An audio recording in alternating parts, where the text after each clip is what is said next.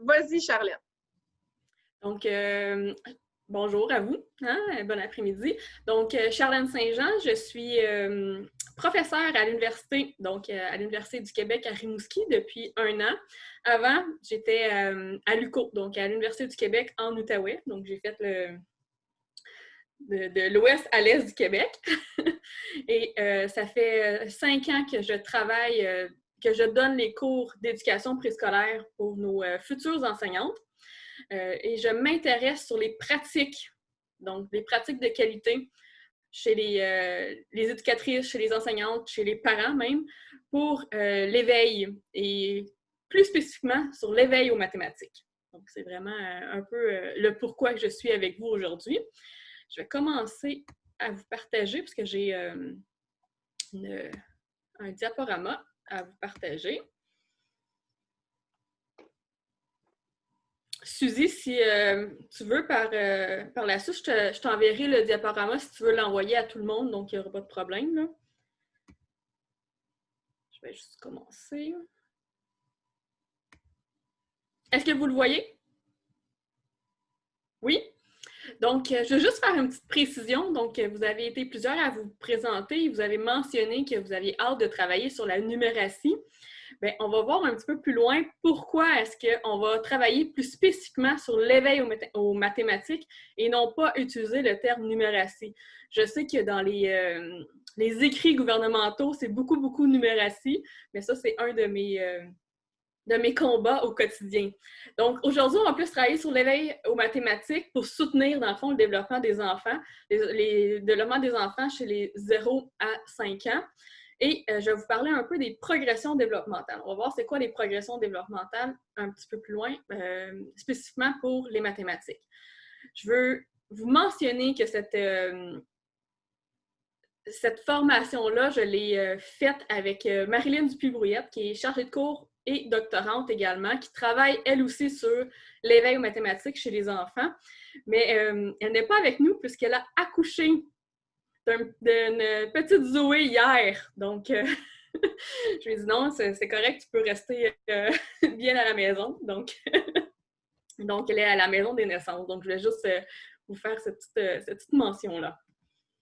Donc, le plan de la formation, on a fait les brèves présentations. Je vais vous présenter le modèle théorique de l'éveil aux mathématiques. Donc, qu'est-ce qu'on entend par l'éveil aux mathématiques? Et ensuite, même si on est en Zoom, je vais vous présenter quelques petites activités qui visent l'exploration et j'ai davantage spécifié la notion de la comparaison. Donc, comment travailler la comparaison avec les enfants, par exemple. Donc, on a fait ça un peu à l'envers, mais on s'est déjà présenté et je vous ai présenté également ma collègue, donc Marilyn. Donc, pourquoi l'éveil aux mathématiques, en fait, et pourquoi ne pas avoir utilisé le terme numératie?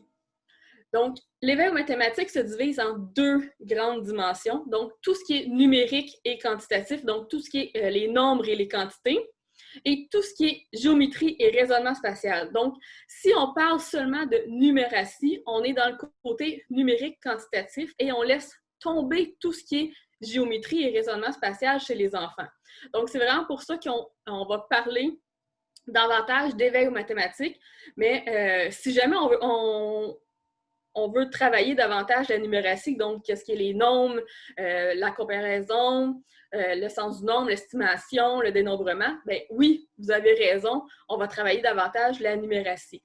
Mais si on nomme numératie en tant que telle, on délaisse tout ce qui est la géométrie, le raisonnement spatial, donc tout ce qui est forme, tout ce qui est se repérer dans l'espace. Donc c'est pour ça que j'aime mieux et je parle davantage d'éveil aux mathématiques pour pouvoir englober l'ensemble des notions en mathématiques. Puis c'est l'ensemble des notions en mathématiques qui vont se poursuivre ensuite dans le système scolaire chez l'enfant. Donc, c'est pour ça qu'on va commencer dès le jeune âge à travailler, par exemple, les formes ou à travailler le raisonnement spatial, donc le dedans, dehors, par-dessus, en dessous. Donc, c'est tous des termes mathématiques qu'on ne laisse pas tomber. Donc, c'est vraiment, en quelque sorte, le pourquoi qu'on va travailler davantage avec l'éveil aux mathématiques. Donc, il y a plusieurs chercheurs qui travaillent à l'éveil aux mathématiques et ils ont dénombré, ils ont démontré en quelque sorte que l'éveil aux mathématiques, donc le développement d'une pensée mathématique, va emmener les enfants plus loin dans leur compréhension du monde et développe davantage le développement global. Il faut faire attention parce qu'on mentionne qu'il y a des enfants qui sont issus de milieux socio-économiques qui sont dits défavorisés, qui arrivent à l'école avec, dans le fond, un niveau d'habileté, d'éveil aux mathématiques plus bas. Donc, ça, c'est... on a beaucoup d'écrits qui ont été faits soit aux États-Unis, au Canada anglais, et dans les milieux québécois qui démontrent cette donnée-là. Mais il faut faire attention, il ne faut pas seulement penser que les milieux socio-économiques défavorisés emmènent automatiquement des enfants avec de faibles habiletés en mathématiques. Ce n'est pas du tout, c'est vraiment avec les pratiques des éducatrices, les pratiques des enfants, des parents, pardon, qui vont pouvoir favoriser les habiletés d'éveil aux mathématiques. On peut avoir des parents ou des enfants qui sont issus de milieux socio-économiques qui sont favorisés puis qui vont quand même avoir de faibles habiletés d'éveil aux mathématiques parce que ça se peut que les enfants n'ont pas manipulé les mathématiques en quelque sorte. Donc, c'est vraiment l'environnement éducatif qui est déterminant pour assurer la réussite éducative et en mathématiques, mais également dans toutes les sphères de développement de l'enfant. Et pour favoriser l'éveil aux mathématiques, il faut que les enfants puissent explorer, puissent manipuler, puissent questionner, se questionner. Donc, c'est vraiment dans cette pensée-là que j'ai monté cette formation-là. Donc, on va vraiment regarder l'exploration de l'éveil aux mathématiques chez les enfants. La place maintenant de l'éveil aux mathématiques dans le développement des enfants. Donc, vous avez sûrement tous déjà vu, dans le fond, les programmes. Donc, soit le programme Accueillir la petite enfance, le programme de maternelle 4 ans ou le programme de maternelle 5 ans. Donc, les mathématiques sont vraiment dans ce qu'on appelle le domaine ou la dimension cognitive. Et chez les 5 ans, c'est la compétence construire sa compréhension du monde. Donc, c'est vraiment dans cet endroit-là. Donc, on est vraiment dans une seule sphère du développement de l'enfant. Donc, je vais prêcher pour ma paroisse. Oui, c'est hyper important, l'éveil aux mathématiques, mais il ne faut pas oublier l'ensemble, dans le fond, des dimensions ou des domaines de développement chez l'enfant. Donc, oui, on va travailler l'éveil aux mathématiques avec nos tout-petits, mais on ne fait pas que ça. Et ici, je voulais vous spécifier parce que, oui, les enfants que vous avez avec vous dans vos organismes, bien, ensuite, ils vont aller à la maternelle 5 ans. Mais si on regarde le programme de maternelle 5 ans, bien, la place de l'éveil aux mathématiques, c'est le petit carré, le petit rectangle rouge. Donc, voici toutes les dimensions que l'enfant doit développer en maternelle 5 ans. Et lorsqu'on parle d'éveil aux mathématiques, c'est assez minime dans le programme. Donc, c'est vraiment dans cette optique-là. Oui, c'est hyper important, le développement de l'éveil aux mathématiques, mais il ne faut pas oublier, dans le fond, toutes les autres compétences. Donc, dans le programme éducatif des 5 ans, donc lorsque l'enfant arrive à la maternelle, bien, il doit démontrer de l'intérêt et de la curiosité pour les mathématiques.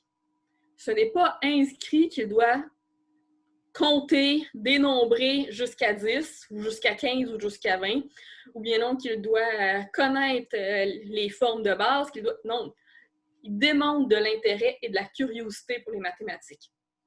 Il va expérimenter, il va utiliser du matériel et des stratégies pour travailler les mathématiques, puis il va faire des liens avec son quotidien. Donc, lorsque l'enfant va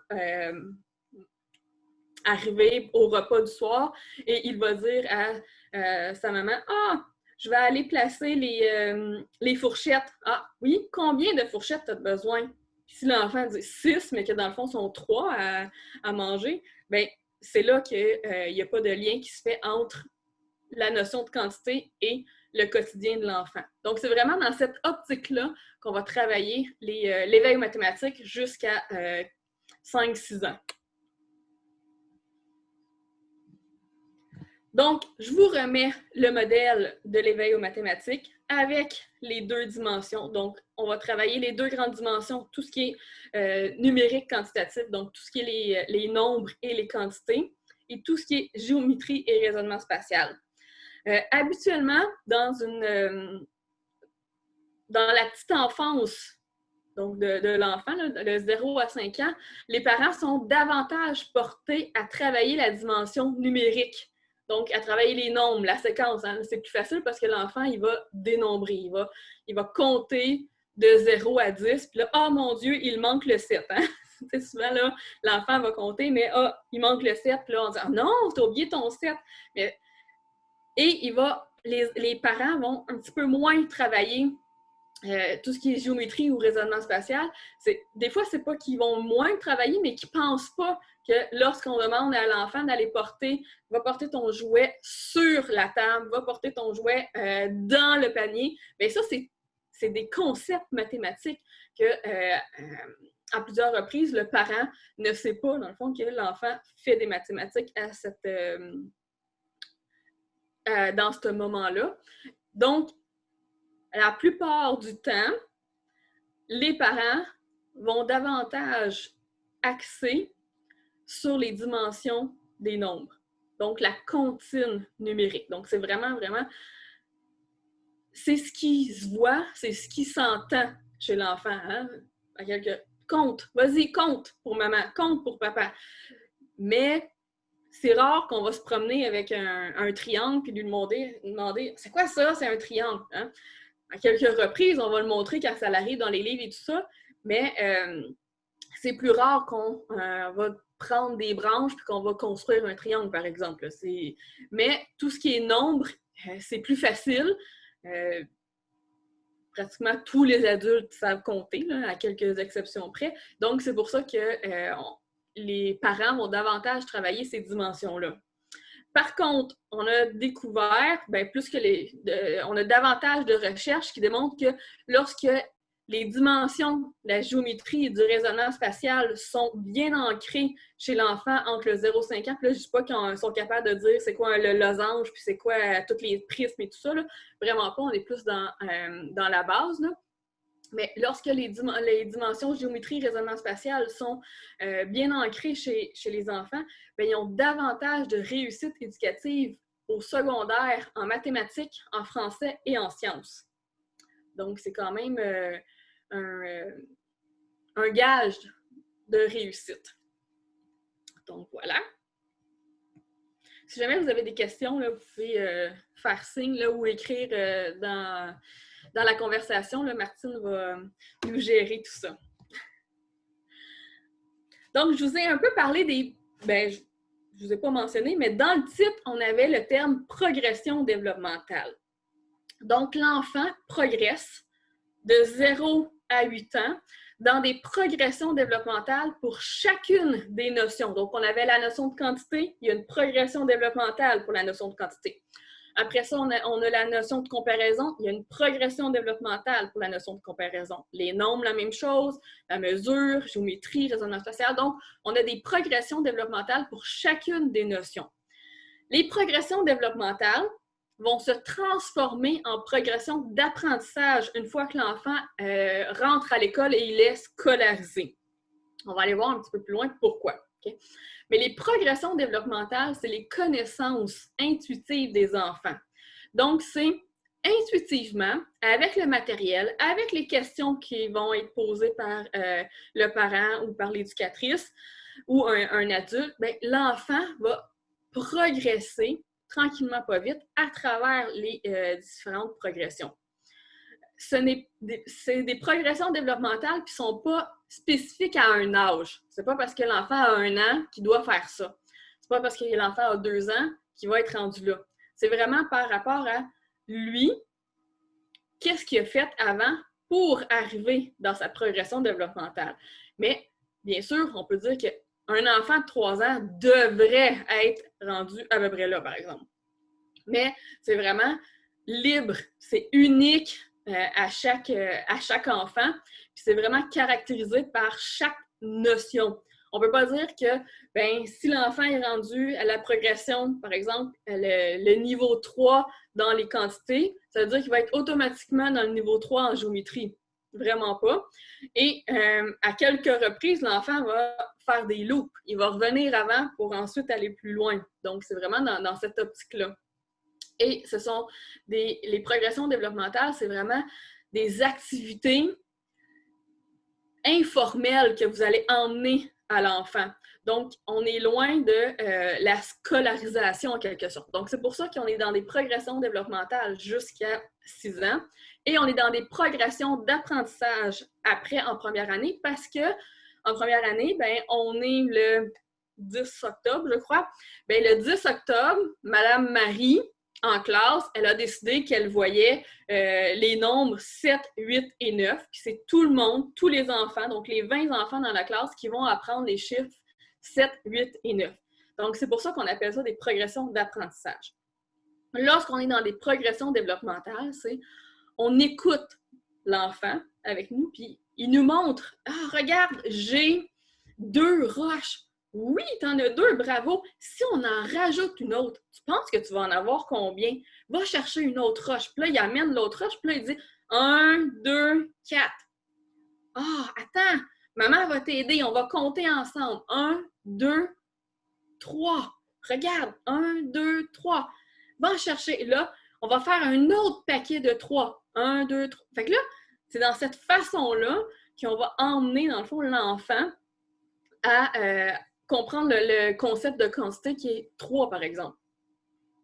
Fait que c'est vraiment, on part de l'enfant pour l'emmener plus loin dans ses progressions développementales. Donc, c'est pour ça qu'on parle que c'est des connaissances intuitives puis que c'est fait de façon informelle.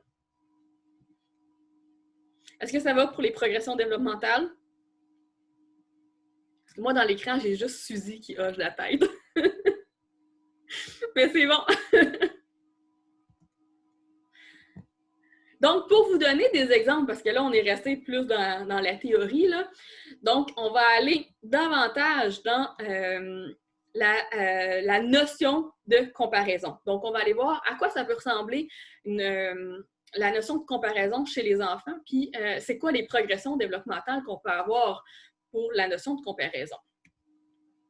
Donc, au début, donc on est vraiment là dans du 0 à, on ne sait pas, parce que ça dépend. Si l'enfant commence à faire des comparaisons à 4 ans, l'enfant il va comparer des objets non similaires à 4 ans. Mais si on a souvent fait des comparaisons avec lui, peut-être qu'à 2 ans, il va aller un petit peu plus loin dans sa progression. Donc, le premier niveau, c'est la comparaison d'objets non similaires. Donc, les enfants vont, par exemple, comparer un crayon avec une bouteille d'eau. Là, ils vont dire « Ah, lui est bleu, ah, elle est mauve, j'en ai un plus long, plus court. » Puis là, ils vont faire la comparaison comme ça avec ce qu'ils voient. Donc, ils sont vraiment avec ce qu'ils voient. Ensuite, ils vont encore faire la comparaison d'objets non similaires, mais ils vont commencer à faire du classement ou de la classification. Comme j'ai un crayon bleu, j'ai un crayon vert, mais quand même, c'est ma catégorie crayon ici. Tandis qu'avant, lorsqu'ils comparent des objets non similaires, ça c'est vert, ça c'est bleu, c'est pas pareil pour eux. Ils ne peuvent pas dire que ça va dans la même catégorie de crayon. Et un petit peu plus loin, ça, on va les emmener, là, comparaison d'objets, de nombres, et là, plus loin encore, on va comparer avec le temps. Donc, ils vont commencer un petit peu à comprendre, tu sais, demain, puis le demain, il reste tout le temps demain, là, même si c'est dans 1 semaine, 2 semaines, mais ils vont savoir que le demain est très long, là, très, très loin, là. Fait que là, ils vont commencer à savoir, là, le hier, puis l'autre avant, là. Donc, on va commencer à faire la comparaison de durée et ils vont faire la comparaison des nombres. ils vont commencer le 0,5. Là. On n'est pas dans des grosses quantités. Ils vont même faire souvent le 1, 2, 3, là, c'est les premières quantités qu'on va voir. Donc, ils vont faire la comparaison. Toi, là, t'as 1, 2, 3. T'as 3 biscuits, puis moi, j'en ai juste 1, 2, j'en ai juste 2. Ils vont savoir que l'autre, là, il y en a un de plus, là, je le vois, là. Donc, ils vont faire la comparaison 0,3, 0,5, puis ensuite, on va introduire jusqu'à 0,10. Puis là, ben, après ça, on tombe dans les progressions d'apprentissage. On est plus dans le niveau scolaire. Mais pour nous, ce qui est important, on est vraiment ici, là. La comparaison d'objets non similaires avec les tout-petits. Ensuite, on va toujours comparer des objets non similaires, mais là, on va les emmener vers une certaine catégorisation. Mais on ne va pas leur dire là, tu pourrais mettre ces objets-là ensemble puis les autres ensemble. Non. On va les questionner pour voir qu'est-ce qu'ils voient comme différence puis comme ressemblance.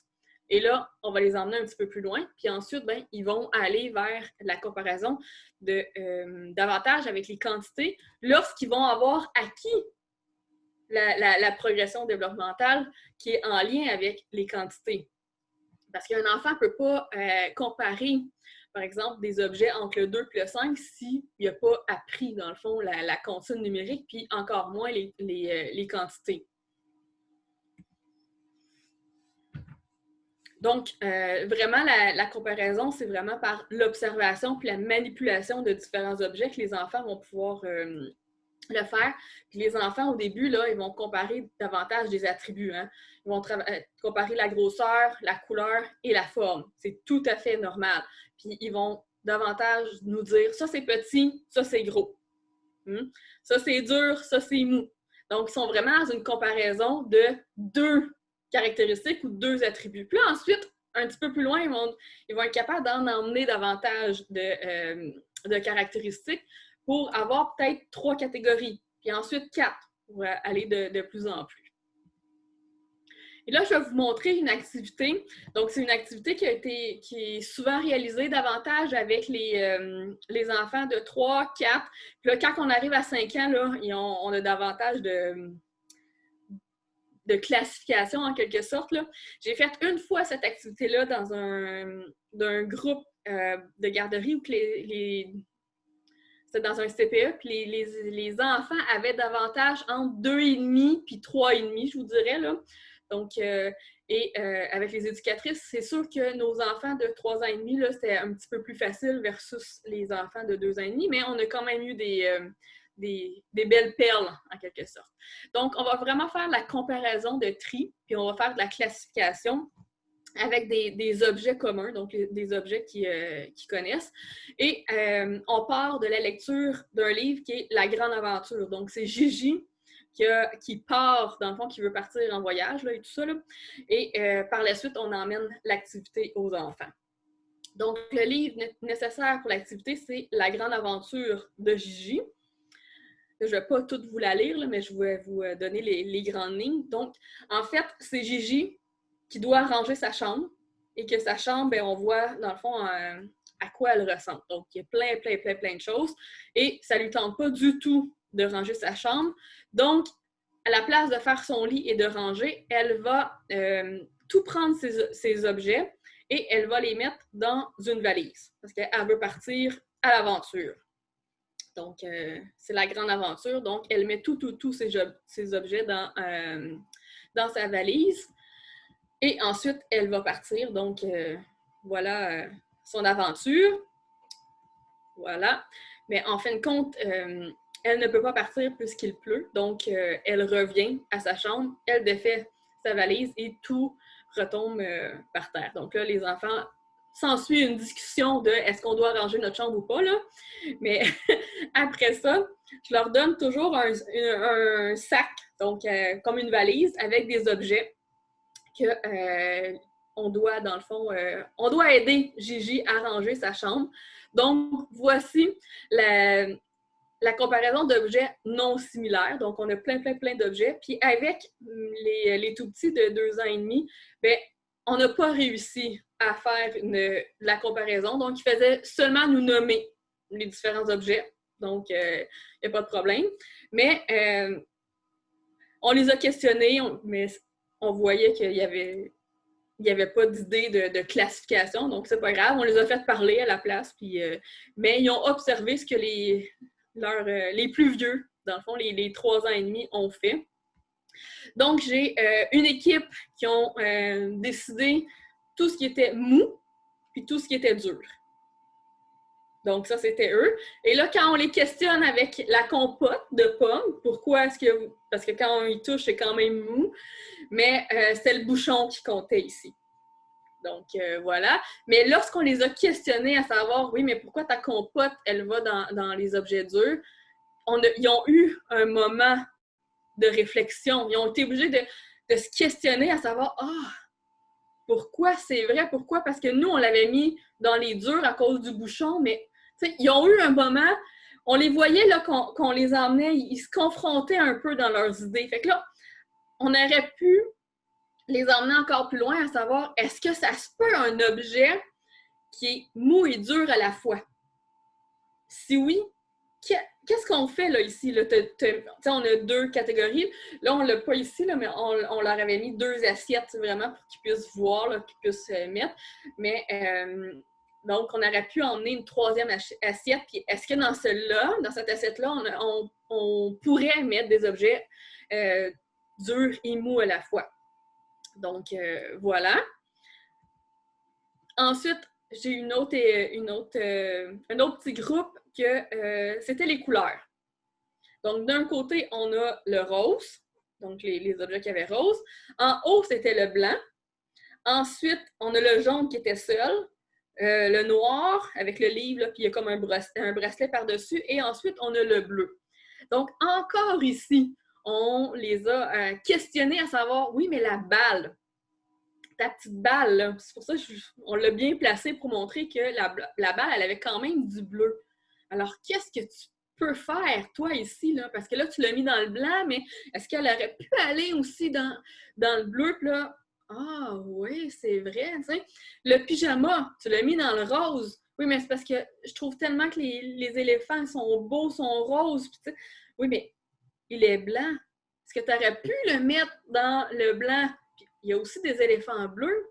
Est-ce que ça pouvait aussi aller dans la catégorie des objets bleus? Donc, ici, encore, on les a confrontés et on voyait qu'ils n'étaient pas prêts encore à aller plus loin dans leur progression parce que, tu sais, il y avait la réticence, mais je sais qu'en posant les questions, là, on a fait germer en quelque sorte les idées. Puis, en posant des questions, même si on voit que l'enfant il est réticent, il comprend pas tout, mais c'est pas qu'il comprend pas tout, c'est juste qu'il est pas rendu là encore. Puis là, on le confronte, là, on l'emmène hors de sa zone de confort. Et c'est ça qui va faire en sorte de faire progresser, dans le fond, ses idées. Ici, l'éducatrice, donc, on l'avait faite une première fois ensemble, puis ensuite, 2 mois plus tard, elle a refait la même activité avec les différents objets. Et l'équipe, la même équipe là, qui avait fait les couleurs et tout ça, ben, l'éducatrice, elle avait travaillé quand même, elle avait mis des bacs, là, les enfants, ils s'amusaient à faire du classement et tout ça. Ben, ça ici, c'est 2 mois plus tard et c'est par les... dans le fond, ils ont trouvé des caractéristiques de, ben, ça se mange, ça se porte et je joue avec. Donc, même groupe, on était dans les couleurs, puis là, ils sont rendus dans le fond, les attributs. En 2 mois, avec différentes activités qu'on a pu faire. Donc, la petite graine qu'on a semée, dans le fond, 2 mois plus tôt, ben, devient, dans le fond, emmène l'enfant à réfléchir. Puis il a réfléchi encore plus loin. Donc, cette petite équipe-là, là, c'est un chef-d'œuvre. Donc, lorsque l'éducatrice m'a envoyé ça, j'étais donc tellement fière. Donc, voilà ce qu'on peut voir avec des enfants entre 2 ans et demi et 3 ans et demi. Là, ici, c'est presque 4 ans. Là. Habituellement, lorsqu'on fait cette activité-là vers les 4-5 ans, donc dans les classes de maternelle 4 ans, j'ai souvent ce que je vois ici à l'écran là, comme premier classement. Donc, c'est souvent ça qui apparaît. Mais j'en ai encore que c'est par les couleurs. J'en ai encore que c'était doux, c'était rude. C'est quelque chose qui pique pas. Donc, ça, on en a encore beaucoup, beaucoup. Mais on voit qu'il y a quand même une progression. Puis, on voit que les enfants ne sont pas au même niveau. Donc, tout dépendant de ils sont où dans leurs apprentissages, en quelque sorte. On va rester dans la comparaison, mais on va aller dans la mesure. Donc, toujours dans la comparaison, mais la mesure. Donc, au début, progression développementale de la mesure. Donc, les enfants vont manipuler. Donc, c'est sûr qu'ils ont toujours besoin de manipuler. Hein. On ne peut pas juste leur montrer une feuille puis que regarde puis lequel qui est la plus grosse fourchette. Là. Sur la feuille, c'est pour eux, non, là, c'est impossible. Ils ont besoin, ils vont prendre la feuille et ils vont essayer de regarder. Là. Mais ils ont besoin d'avoir, par exemple, les 2 fourchettes devant eux. Là. Donc, manipuler puis comparer les longueurs, ça, ils vont débuter. Puis là, ils sont tellement... Vous allez le voir, là. Hein, ils vont pas les mettre par terre. Hein. Moi, je veux que ce soit mon bleu qui soit le plus long. Ben, ils vont le mettre comme ça. Là. C'est normal. Là. Okay? Mais donc, c'est vraiment dans cette optique-là au début. Ensuite, ils vont être capables de comparer 2 objets au regard d'un troisième, par exemple. Ensuite, ils vont débuter, dans le fond, de mesurer la longueur des objets avec, si je veux mesurer mon crayon, ben ils vont prendre, par exemple, des petits jetons. Puis ils vont les mettre pour savoir, ben mon crayon, il mesure combien de jetons. Puis ensuite, ils vont aller plus loin, ils vont placer les jetons vraiment côte à côte, parce qu'on va le voir là, qu'au début, les enfants vont mesurer, ben, ils ne vont pas mettre les jetons vraiment tout collés pour savoir combien ça mesure. Là.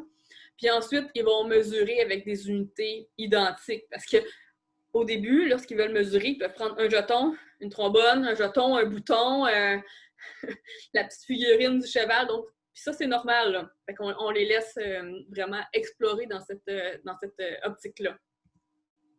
Donc, ici, la deuxième activité, c'est la balade des hiboux. Donc, vous ferez le test parce que je ne sais pas c'est comment vos surfaces de plancher, là, si jamais vous voulez faire cette activité-là, ou bien non, les surfaces de travail. Mais les crayons, Crayola effaçables, habituellement, si on a une surface soit en prélard ou bien donc les genres de... C'est pas une tuile de céramique du tout là, dans les classes, là, mais en tout cas, ce genre de surface-là, le crayon effaçable là, peut très, très bien faire l'affaire puis il s'efface très bien après. Donc, c'est des petits hiboux que je plaçais devant l'enfant. Puis le hibou, dans le fond, il fait une balade. Fait que l'enfant prend son crayon, puis hein, il fait la balade du hibou.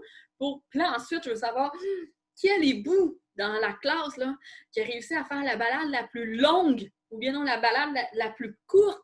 Fait que là, mais comment est-ce qu'on fait pour mesurer, dans le fond, la balade du hibou? Et là, c'est vraiment, je n'avais pas mis rien sur les bureaux. Donc, c'est vraiment les enfants qui vont aller chercher un peu partout les objets pour mesurer. Donc, c'est sûr que ça ici, ça a été fait avec des enfants de 4 ans. Donc, ils sont allés chercher des jetons, sont allés chercher des trombones, sont allés chercher un peu de tout. Mais j'ai fait cette activité-là aussi dans des CPE. Et même encore, là, ils sont allés chercher des petites figurines. J'avais un enfant qui avait pris des petits autos. Donc, il était allé prendre. Puis là, ben, son hibou, là, ça mesurait 6 voitures. Donc, c'est vraiment dans cette optique-là. Et là, ici, on voit que l'enfant, lorsqu'il mesure, donc il compare la longueur indirectement, donc, mais on voit comment il place hein, ses jetons. Ces jetons ne sont pas tous collés. Donc, ici, on a cet enfant-là. Et ensuite, on a d'autres... 2 petites filles pour mesurer la balade des hiboux. Mais on voit que l'enfant qui utilise les jetons, dans sa progression développementale, elle est plus loin que le petit garçon d'avant. Parce que lui, il ne colle pas ses outils de mesure, en quelque sorte. Tandis qu'elle, elle a compris que si je veux bien mesurer, ben, il faut que tout soit collé. Et ensuite, l'autre à côté, ben, elle a utilisé la pâte à modeler. Donc, pour mesurer. Et là, je n'ai pas de photo. Ben, j'en ai une, mais je ne pouvais pas la.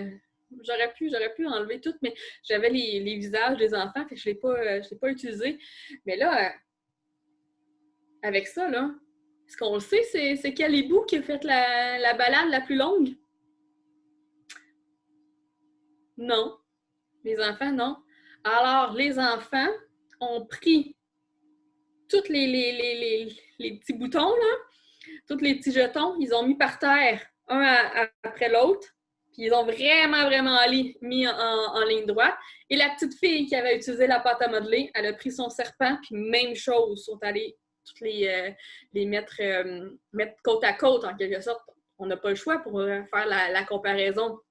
Ça ici, c'est la seule équipe chez les 4 ans que lorsqu'on a questionné les enfants, ils ont réalisé puis ont fait « Ah, c'est vrai, on peut pas, là, je peux pas savoir c'est quel hibou qui a fait le plus long parcours. » Donc, c'est eux qui se sont mis par terre pour ensuite le faire. J'ai d'autres équipes que non, ils l'ont pas fait. Puis c'est correct parce qu'ils sont pas rendus là. Mais on les a questionnés, tout ça. Puis ensuite, ils ont vu les petites filles faire ça. Donc, je me dis, ben, ça germe. C'est des idées. Ils vont réfléchir à ça. Puis, ben, une prochaine activité, peut-être bien que ça va faire ou pas. Donc, ça dépend. Donc, la manipulation, donc ces deux activités je vous ai données, donc c'est vraiment avec la manipulation, hein, puis l'exploration. Donc, ils ont exploré du matériel que les enfants peuvent construire leur pensée. Donc, c'est vraiment, vraiment important de travailler avec du matériel de manipulation et pour que les enfants puissent explorer. Donc, on va aller rapidement, parce que je sais que le temps passe tout le temps vite, là, on va aller regarder les nombres. Donc, qu'est-ce qu'on pourrait faire pour travailler les nombres? Donc, encore une fois, on a une progression développementale. Donc, en premier, l'enfant va nommer des nombres sans séquence. Hein. Ça, on est vraiment... donc, il va aussi chanter, en quelque sorte, la comptine numérique. Donc, on est vraiment 1, 2, 3, 4, 5, 6, 8. Donc, ça veut dire qu'il se rend jusqu'à 7. Donc, son point d'ancrage est jusqu'à 7. Donc, sa séquence numérique de cet enfant-là est vraiment jusqu'à 7. Habituellement, les points d'ancrage, en quelque sorte, là, qu'on appelle, bien, si l'enfant a 3 ans, son point d'ancrage, c'est vraiment jusqu'à 3. Donc, l'enfant devrait être capable de compter 1, 2, 3. Puis, c'est correct. C'est vraiment, Ensuite, lorsque l'enfant a 4 ans, bien, son point d'ancrage, c'est le 4. Donc, habituellement, il va compter jusqu'à 4, 5. Et là, ensuite, jusqu'à 5, lorsque l'enfant a 5 ans, bien, il va faire le 5. Puis après ça, tranquillement, pas vite, il va faire le 6, 7, 8, 9 et 10. Il va être capable de dénombrer un peu plus loin, là. Mais c'est vraiment le 0-10 qui est priorisé chez jusqu'à 5 ans, en quelque sorte. Donc, le dénombrement, c'est vraiment l'enfant est capable de compter, donc de compter, de reconnaître les symboles, mais pas nécessairement le chiffre. Oui, il peut reconnaître le chiffre 3, mais si on lui présente un dé avec les 3 points, est-ce que l'enfant est capable de reconnaître ce symbole-là? Pas nécessairement, tu lui présentes, il faut qu'il dise 3 tout de suite, là, mais au pire, il va utiliser ses outils, son petit doigt, puis il va aller dénombrer, puis ça va être le 3. Les doigts, 3 comme ça, 3 jetons. Donc, est-ce que l'enfant est capable de reconnaître ces différents symboles-là qu'on a dans la vie de tous les jours, en quelque sorte? Puis, est-ce qu'il est capable de comprendre le rapport entre le nombre et la quantité? Donc, est-ce que lorsqu'il va faire sa comptine numérique 1, 2, 3, puis qu'il y a 3 roches devant lui, est-ce que l'enfant, lorsqu'il dénombre, là, 1, 2, 3, ben, est-ce qu'il prend son petit doigt, il touche, puis il va vraiment comprendre que le dernier mot nombre correspond vraiment à la quantité? Ça, je vous dirais, là, que jusqu'à 5 ans, là, l'enfant, là, il est dans la norme, hein, s'il n'est pas capable de Il dénombre 1, 2, 3, 4, 5, 6, 7. Il y en a combien? 1, 2, 3, 4, 5, 6, 7. Il y en a combien? Il va toujours être obligé de recompter, puis c'est tout à fait normal. Donc, l'enfant, il faut juste lui présenter plusieurs fois. Il faut souvent le faire avec lui, puis c'est normal. Puis, il peut comprendre, là, 1, 2, 3, il y en a combien? 3, OK? Tu vas refaire la même chose, la même activité, tu vas rajouter des figurines, puis tu vas te rendre jusqu'à 7, tu vas lui demander il y en a combien, puis il faut qu'il redénombre encore, puis qu'il redénombre, même si tu lui demandes il y en a combien, c'est parce que lui, son point d'ancrage, là, il est plus bas que le 7. Donc, il n'est pas capable de dire que le 7, c'est vraiment la quantité. Les différentes activités possibles. Il y a une multitude d'activités pour travailler les nombres. C'est fou. Mais ce que j'aime beaucoup travailler, c'est les chansons. Là. Ça, c'est sûr. Hein, les chansons, les comptines. Les jeux traditionnels. Là. Tous les jeux qui ont les dés. Ça, c'est wow pour l'enfant parce qu'il faut qu'il dénombre sur le dé. Il faut qu'il se rappelle dans sa tête, OK, j'avais 3. Il prend son petit jeton, puis il faut qu'il avance de 3. 1, 2, 3. Et le nombre de fois que l'enfant a dû se dire 3, 3, 3 dans sa tête, ou 4, 4, 4, et ça jusqu'à 6, ça, c'est fabuleux, là. Puis l'enfant, il joue, il n'a pas l'impression de faire des mathématiques, là, en quelque sorte.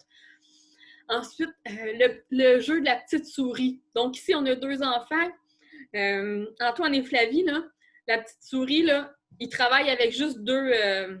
c'est des curtypes, là. Je sais pas c'est comment en français, là. Mais Antoine, il a les bleus, puis Flavie, elle a les blancs. Puis ils en ont juste 2, là. Puis il y a une petite souris qui passe, puis elle en prend un, puis ils doivent dire c'est lequel? Est-ce que c'est ceux d'Antoine? Est-ce que c'est dans les bleus ou c'est dans les blancs qui manquent? Donc, on travaille, dans le fond, la représentation des nombres. Et là, ici, cette activité-là, on peut le voir dans la progression de l'enfant parce qu'au début, là, on commence avec 2 puis 2. Là, ils ont juste 4 petits bâtons en avant d'eux, mais ils sont toujours obligés de dénombrer à chaque fois. Puis, éventuellement, plus qu'on fait cette activité-là, ben, l'enfant, il va juste regarder puis « Ah, c'est moi! Ah, comment tu sais ça? Mais je sais, là, il en reste juste un. » Il n'a pas été obligé d'aller dénombrer. Donc, ça, c'est fabuleux. Ça, dans le fond, c'est l'acquisition des nombres là, qui se fait. Le dé, donc travailler avec le dé, là, soit dans les jeux, mais juste un dé. Moi, je brassais le dé. Ben, dans le fond, c'est mes enfants où, quand j'étais enseignante, là, je brassais le dé. J'arrivais à combien? Mon ami du jour me le disait. 2, OK, allez me chercher... le nombre de roches demandées par le dé. Puis là, on faisait le chemin des roches. On fait, peu importe, là, on s'amusait avec juste un dé et des roches. Là. Et j'ai aussi le magicien. Donc ça, c'est des cartes que j'ai. C'est soit la représentation chiffrée, soit une représentation d'un dessin. J'avais souvent des collants, par exemple, peu importe. Au début, là, si mon enfant il a 3 ans, ben, je commence avec 1, 2, 3. Là. Je ne mets pas les autres cartes. Là. 1, 2, 3, ils sont tout le temps devant moi. J'ai l'enfant entre mes jambes et j'en mets une qui est vide. Donc, l'enfant voit 1, 2, 3, OK. Ferme tes yeux. Il y en a une on va faire le magicien. Donc, j'enlève, par exemple, celle qui est 2, je la remplace par une carte vide. Dis-moi, laquelle qui manque? Là, l'enfant doit dire que c'est le 2. Au début, c'est plus difficile. Hein? On lui montre là, que si j'en ai un, ici, il n'y a rien, puis après ça, c'est 3. Donc, qu'est-ce qui va entre? Donc, ça ici, c'est pour travailler le magicien. Puis ça, c'est pour travailler, dans le fond, la droite numérique de l'enfant, donc la représentation des nombres chez l'enfant. Donc, c'est très important, là, cette représentation-là, donc qui est, dans le fond, 1 de moins, 1 de plus, ou 2 de moins, 2 de plus. Donc, cette optique-là, là, on travaillait ça. Donc, le magicien, c'est assez... mes enfants ou même les élèves que j'avais là, adoraient ce petit jeu-là. Donc, ça, c'est différentes activités possibles à faire pour travailler, dans le fond, la notion des nombres. Donc, même si on travaille, si on pense qu'on travaille, dans le fond, l'éveil aux mathématiques, ben, on sollicite quand même une panoplie de sphères de développement chez les enfants. Donc, c'est sûr que si on travaille les nombres juste avec récite-moi la comptine numérique, ben oui, là, vous allez seulement travailler l'éveil aux mathématiques. Mais si on travaille avec du matériel de manipulation et tout ça, ben on va aussi travailler la sphère de développement, donc la psychomotricité. Donc, on va également travailler le langage, on travaille plusieurs sphères de développement chez l'enfant. Je ne sais pas si vous avez remarqué, mais lorsque je travaille l'éveil aux mathématiques par l'exploration, donc c'est vraiment l'enfant qui explore, c'est lui qui est là, ben, il est vraiment au centre de mes activités. Donc, c'est lui qui fait, c'est lui qui travaille, c'est lui qui réfléchit, c'est lui qui pense. Donc, c'est vraiment l'enfant a une place centrale dans mes activités. Donc, c'est pas moi qui est le maître d'œuvre de l'activité. Donc, c'est davantage l'enfant. Puis lorsque je présente une activité aux enfants, puis moi, j'ai peut-être une idée de... J'aimerais ça. J'ai souvent présenté... J'ai déjà présenté, par exemple, l'activité de Gigi avec mes sacs. Puis, je suis oh mon Dieu, qu'est-ce qu'ils sont en train de me faire là? Ils font autre chose, mais c'est pas grave. Je les fais parler, je les questionne pour savoir qu'est-ce qu'ils font. Puis, ils sortent quand même des idées. Puis, il y a quand même... un processus de réflexion puis de pensée pour les enfants. Donc, ça se peut toujours. Donc, vraiment, pour moi, pour l'éducatrice, pour le parent, pour l'enseignante, ben, on est vraiment plus en soutien. On accompagne notre enfant vers l'acquisition de différentes notions d'éveil aux mathématiques. Parce que nous, on sait compter. On sait c'est quoi la différence entre 2 et 3. Donc, c'est pas à nous à le faire, mais c'est vraiment à l'enfant. Puis c'est pas en pensant que je l'ai mentionné hier que tu devrais le savoir, là. C'est vraiment un long processus. Il faut juste... Souvent, je fais le parallèle avec combien de fois on lui a répété le mot « maman » avant qu'il le dise. Hein? On lui a répété de sa naissance jusqu'à 8 mois environ. À tous les jours, on lui a dit « maman s'en vient, maman va faire ça ». Donc, ça a pris du temps avant que ça se processe. Bien, c'est la même chose pour le nombre 3, par exemple. Donc, même si on lui nomme une fois, 2 fois, bien, c'est pas assez. Donc, il faut vraiment, vraiment prendre le temps. Il faut avoir cette idée-là en tête que oui, ça va prendre du temps, puis c'est normal. Donc, un enfant qui explore, là, il va construire ses concepts. Il va faire ses processus. Il va s'approprier la résolution de problèmes. Il va trouver des propres stratégies. Il va prédire, il va vérifier, il va expliquer, il va raisonner, il va faire des essais, il va faire des erreurs, il va surtout faire des erreurs, mais c'est pas grave. Il va communiquer. Il va découvrir par la manipulation. Donc ça là, c'est toutes des stratégies qui sont vraiment, vraiment gagnantes pour l'enfant en jeune âge, mais également hein, lorsqu'il va arriver dans le monde scolaire. Là. Un enfant qui explore, puis que nous, on est là en soutien, en guide, puis qu'on lui pose des questions, bien, on peut l'inviter à confronter ses idées. On a juste à penser à Gigi quand je posais des questions. Oui, mais ta compote, là, tu me dis qu'elle est dans... Tu la classes avec les objets durs, mais moi, quand j'y touche, je suis un petit peu mou. Là, hein, on confronte ses idées, puis là, il réfléchit, puis il met en branle là, toutes sortes de stratégies, puis il essaie de faire des liens avec les concepts, puis oh mon Dieu, hein! Puis il va aller plus loin dans ses connaissances antérieures, puis il va surtout passer du simple au complexe. Puis ça, on n'a pas le choix d'aller du simple au complexe, puis d'aller de plus en plus complexe. Donc, c'est sûr que je ne fais pas l'activité de Gigi avec un enfant d'1 an, là. C'est impossible. Mais lui, on va lui donner de plus en plus simple.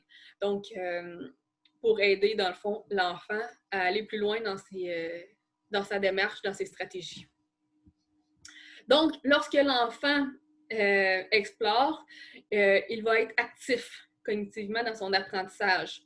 Donc, il va être également amené à faire. Donc, c'est lui qui travaille. Donc, c'est lui qui prend les initiatives.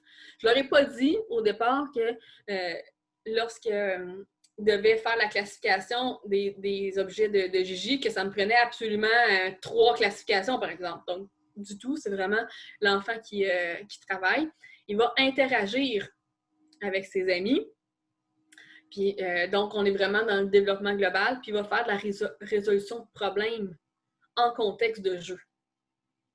Puis, il va faire des choix.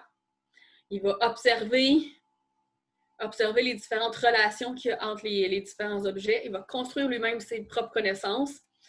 Puis, il va se connaître, puis il va reconnaître les différentes activités. Puis, il va s'exprimer à travers les idées des autres.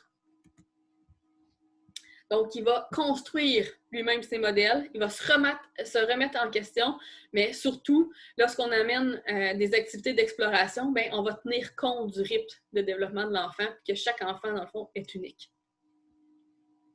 Puis que, dans le fond, le travail d'éveil, donc si on est dans l'éveil aux mathématiques, on est vraiment dans un processus de construction de sens. Et l'adulte n'est pas la seule source du savoir. Donc, vraiment, c'est l'enfant qui multiplie ses occasions de construire lui-même sa compréhension. Donc, pour les progressions développementales, il apparaît que les enfants ont besoin de voir et de manipuler concrètement les objets pour se les représenter. Donc, il faut vraiment penser, puis réfléchir, puis observer pour savoir bien, les enfants, ils sont où? Donc, les enfants que j'ai devant moi, ils sont où dans leur progression développementale pour que moi, je puisse, dans le fond, les emmener plus loin par mon questionnement, par exemple. Et voilà!